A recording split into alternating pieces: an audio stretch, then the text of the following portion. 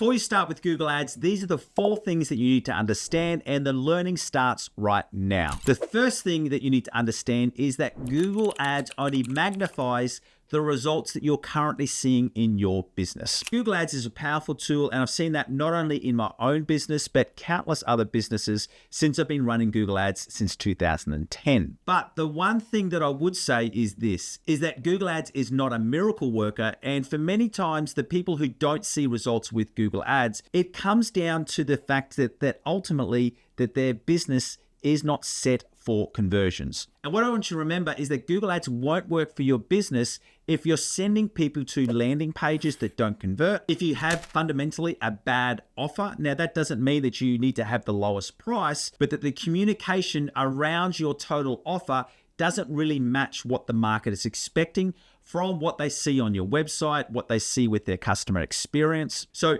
when I say a bad offer, don't read that you need to lower your prices, because some of the best performing Google Ads campaigns actually have higher price points. And then the third thing that Google can't save is that Google won't work for your business if you have a poor sales process. And what I mean by that, you might have a really clunky checkout process. You may not have an inbuilt email sales funnel process. For some of our campaigns, we don't even go for the sale online. We just go to grow our database because we know we've got a really powerful email marketing tool which completes the sale. The main thing I want you to really learn from there is that don't treat Google Ads like a Hail Mary pass where you're just sort of throwing your Google Ads spend out there and hoping to see results. You need to make sure that you've firstly got a process in place where you've got a product or a service that actually converts. So that's the first thing I want you to understand with Google Ads, is that it only magnifies the current results you're seeing in the business. So if you're not seeing any sales, or you're seeing a really low conversion rate, just spending extra money on Google Ads isn't going to change those core fundamentals of your conversion rate. Work first on making sure that you've got a landing page that converts, an offer that converts, and also you've got your full sales system working. So whether that would be your emails, your offline sales teams, whatever that process is,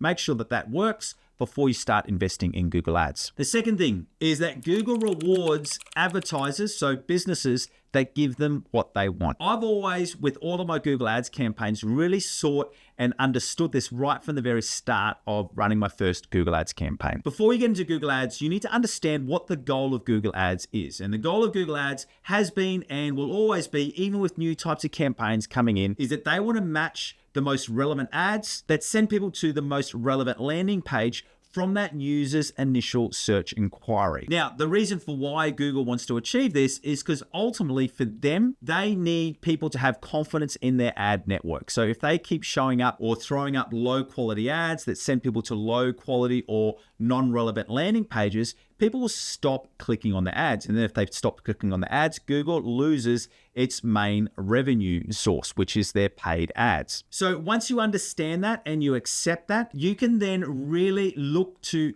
really always keep this as the main focus for any type of Google Ads campaign that you're running. You want to make sure and think about the user journey. Think about what they've searched in that exact moment or what they've been searching recently. Then you need to make sure that your ad is relevant to that, and then your ad is sending them to a relevant landing page. And if you can always have that flow going through, you're going to be well placed to see good results with Google Ads. And this is where things like your click-through ratio, your keyword quality score, your ad relevancy really do become important metrics, because those little changes in things like your click-through ratio can make a big effect to the results that you're seeing. And the reality is that the Google algorithm is not fair. It rewards and it definitely gives preferences to businesses who help them achieve those big results. A perfect example with the click-through ratio, if you can get your ads, especially in the search network or the shopping network, to have a higher click-through ratio, and Google's got a high level of confidence that if they show your ad, people will click on their ad, they're more likely to show your ads above your competitors. Those small little metrics do make a difference. So just remember, it's not that Google hates you or hates your business, it's just the pure fact that the algorithm rewards people who work on those little elements and see better results. Because once again, the better results that you can get for Google means that it's got more confidence in your product. It's going to throw up your ads or display your ads easier than your competitors. So keep an eye on your core metrics and always be improving those. Now let's switch gears a little bit and let's get really practical. And if you are starting with Google Ads, so you're brand new into Google Ads, I would be starting with a search campaign. if you start with Google Ads and you're new to the Google Ads platform, very, very soon, once you start that search campaign, you're going to be getting recommendations from the Google Ads recommendations tab. You're going to get Google reps contacting you and recommending that in 2025, you need to start a Performance Max and a demand gen campaign. Now, I'm not saying that you shouldn't use those campaigns, but especially within the first 3 or even 6 months of your Google Ads account, you mainly want to be playing with a search campaign. And the reason for that is because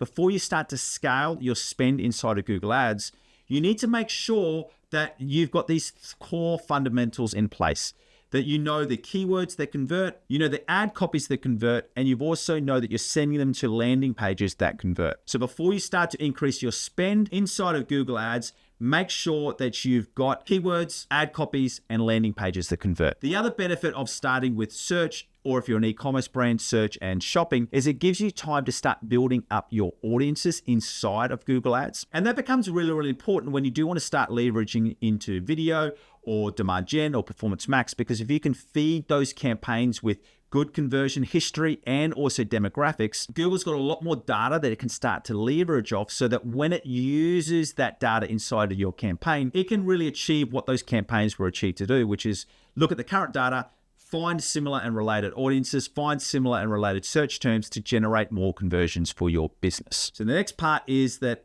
when you're starting with search, really focus on finding those 3 core elements: keywords that convert, ad copies that convert, landing pages that convert. And then that brings us into the 4th and final thing that I really want you to understand in order to see success with Google Ads. And this is what I call the Google Ads success loop. For true success with Google Ads, you need to be doing 2 things, and you need to be making sure that your optimizations are working in tandem with Google's automated learning. So what we call the Google Ads success loop is this: once you've set up your initial campaign, you then wait.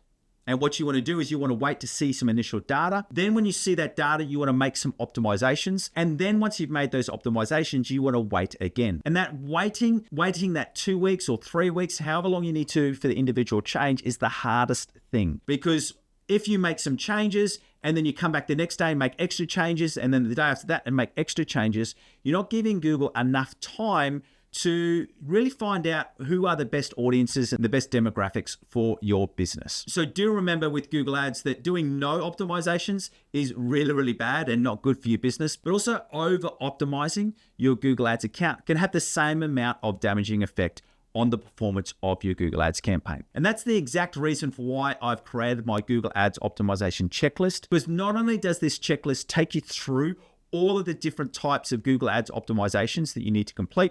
And this is for all of your different types of campaigns: search, shopping, display, Performance Max, video, and demand gen. But it also lets you know how often you need to make those changes, whether it be every week, whether it be every month, or whether it be every 90 days. And if you want to get access to my Google Ads optimization checklist, I want you to follow that link in the description below. Thank you for joining me. My name is Aaron Young from Define Digital Academy. And remember to jump in the description below to get access to my Google Ads optimization checklist. And if you're ready to start with the search campaign, I want you to go through and watch this video right here, where I take you through the step-by-step process of setting up your search campaigns. Or if you want to start with a shopping campaign, go through and watch this video here, where I take you through those step-by-step process of setting up your shopping campaigns. Thanks for joining me. See you next time.